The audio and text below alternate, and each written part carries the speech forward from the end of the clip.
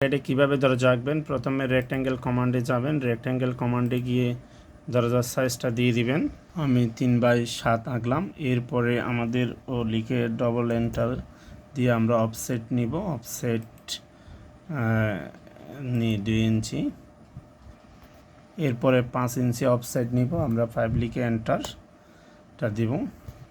দেওয়ার পরে আমরা লাইন কমান্ডে যাব, লাইন কমান্ডে ক্লিক করে আমরা এই যে কোণাগুলো এড করে দিব, প্রত্যেকটা কোণা এভাবে এড করব। প্রত্যেকটা কোণা আমরা এড করলাম। এরপরে আমরা দরজা খোলা বানানোর জন্য একটা লক আঁকবো, সার্কেল কমান্ডে যাব, সার্কেল কমান্ডে গিয়ে আমরা ছোট্ট একটা সার্কেল আঁকবো।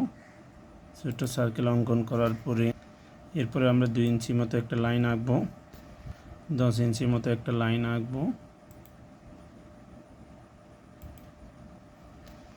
এরপর উভয় পাশে নির্দিষ্ট পরিমাণ অফসেট নিছি।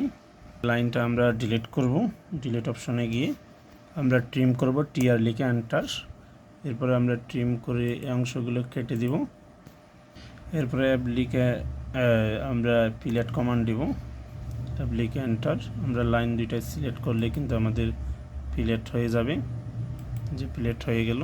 এরপরে আমরা হ্যাশ কমান্ডে যাব, হ্যাশ কমান্ডে গিয়ে কালার সিলেক্ট করব, ডোরের একটা কালার সিলেক্ট করব। হ্যাশ কমান্ডে গিয়ে আমরা ডোরের একটা কালার সিলেক্ট করলাম, দিলাম। এরপরে পাশে চাইলে আমরা অন্য কালার সিলেক্ট করে অন্য কালার দিতে পারি, এই যে অন্য কালার দিচ্ছি।